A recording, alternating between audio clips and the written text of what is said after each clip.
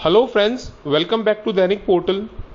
Friends, 12 सितंबर और 13 सितंबर को जो स्मॉल कमेटी की मीटिंग हुई है आईबीए के साथ में, उससे रिलेटेड डिटेल्ड सर्कुलर है। इसके ऊपर मैं वीडियो बनाने में थोड़ा लेट हो गया, बट इतनी सारी अपडेट्स है फ्रेंड्स, और एक तरह का कह सकते हैं कि मिनी सेटलमेंट ही है। मतलब जो पार्ट बी वाले इश्यूज होते हैं, एक तो अपना सेटलमेंट पार्ट ए में होता है और एक पार्ट बी में होता है। तो पार्ट बी में दूसरे मैटर्स डिस्कस किए जाते हैं, नॉर्मली ये पार्ट ए के बाद होता है।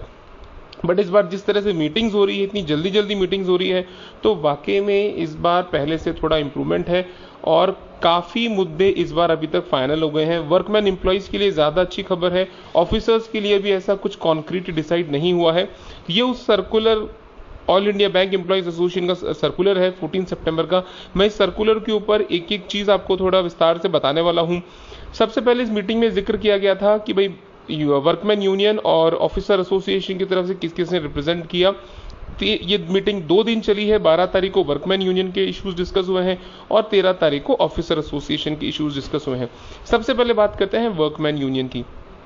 वर्कमैन यूनियन के अंदर additional stagnation increment up to the period of retirement, यानी जब तक रिटायरमेंट नहीं होता तब तक रेगुलर स्टैग्नेशन इंक्रीमेंट्स मिलने चाहिए। फ्रेंड्स, अभी क्या है, हर 2 साल पे स्टैग्नेशन इंक्रीमेंट मिलता है up to 9, total 9 stagnation increment है वर्कमैन के में, जो भी सब स्टाफ और क्लरिकल दोनों के लिए।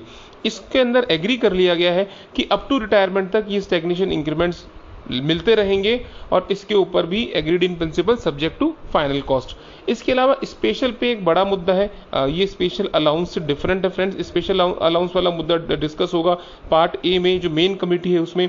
स्पेशल पे के ऊपर भी इसमें कोई अपडेट नहीं है, सिर्फ ये कहा गया है कि इसको अलग से जो आगे स्मॉल कमेटी की मीटिंग होगी उसमें डिस्कस किया जाएगा। ऑफिशिएटिंग पे के ऊपर छोटा सा एक रिलैक्सेशन मिला है, जो भी अभी जो कंडीशन है मिनिमम 7 डेज की, उसको रिड्यूस करके 4 डेज कर दिया गया है। अब एचआरए की बात करते हैं फ्रेंड्स। एचआरए में एक मेजर चेंज है। अभी आपको पता होगा पिछले बाइपोर्टाइट में वर्कमैन एम्प्लॉयज के लिए यूनिफॉर्म रेट कर दी गई थी, 10.25% एचआरए मिलता है। इसको रिवाइज किया जाएगा, उस पर अभी कोई डिसीजन नहीं लिया गया है। लेकिन हाँ, अगर मैनेजमेंट किसी वर्कमैन एम्प्लॉय का ट्रांसफर करता है दूसरे स्टेशन पर, तो उसे अभी जो फिलहाल प्रोविजन है कि या तो वो 11% एचआरए ले सकता है, या फिर जो पहले मिल रहा था एचआरए 10.25%, उसका 150% तक एचआरए लिया जा सकता है, सब्जेक्ट टू रिसिट। अगर रसीद दोगे तो मिलेगा, बट उसको अब डिक्लेरेशन बेसिस पे कर दिया गया है। यानी अगर किसी वर्कमैन एम्प्लॉय का ट्रांसफर होता है तो उसे 150% एचआरए, मतलब जो भी उसकी एलिजिबिलिटी है उसका 150% एचआरए मिलेगा बिना किसी रसीद के, सिर्फ डिक्लेरेशन बेसिस पे वो मिल जाएगा। इसके ऊपर सहमति बन गई है। ट्रांसपोर्ट अलाउंस के अंदर यूनियन ने डिमांड करी है पेट्रोल की कॉस्ट देने के लिए और ट्रांसपोर्ट अलाउंस को रिवाइज करने के लिए, बट इसे मेन कमेटी में डिस्कस किया जाएगा। तो इसके ऊपर अभी फाइनल डिसीजन नहीं लिया गया है। मेजर चेंज है कि HRA at 150% on declaration basis. अब बात करते हैं एक और इंप्रूवमेंट, जो हॉल्टिंग अलाउंस के अंदर काफ़ी अच्छा इंप्रूवमेंट देखने को मिला है। जो आप ये रेड कलर के बॉक्स पे देख रहे हैं फ्रेंड्स, वो पुराने हैं, वो पिछली बार के हैं, पिछले बाइपर्टाइट के, और जो अभी है वो राइट साइड में इस बाइपर्टाइट में फाइनल हुए हैं। यानी पहले 3 कैटेगरी हुआ करती थी, तो क्लरिकल में 1050 1050 रुपये मैक्सिमम ट्रांसपोर्ट हॉल्टिंग अलाउंस मिलता था, उसे बढ़ा के 1500 रुपये कर दिया गया है, यानी लगभग 50% इंक्रीज किया गया है। इसके अलावा hotel room rent ceiling define की गई है इस बार पहली बार। पहले होटल रूम रेंट की सीलिंग को हॉल्टिंग के साथ में लिमिट किया गया था, यानी अगर आप रिसीट होटल में जाएंगे और रसीद देंगे तो आपको उतने तक का ही बिल रिम्बर्स होगा जितनी की आपकी हॉल्टिंग अलाउंस की एलिजिबिलिटी है। इस बार उस लिमिट को अलग से बढ़ाया गया है और हॉल्टिंग से लगभग डबल कर दिया गया है। यानी अगर कोई एक क्लास सिटी है उसमें 1500 रुपये का हॉल्टिंग अलाउंस होगा और 3000 रुपये का होटल रूम रेंट की सीलिंग है, और अगर कोई होटल में रुकेगा तो उसको जो बोर्डिंग यानी खाने पीने का जो अलग से खर्चा है उसके ऊपर पहले 25% का डीए मिलता था, यानी जो भी हॉल्टिंग अलाउंस है उसका 25% एज ए बोर्डिंग एक्सपेंसेस मिलता था। अब उसे बढ़ा के, यूनियन ने डिमांड 50% की करी थी, लेकिन उसे 25% से बढ़ा के 35% कर दिया गया है।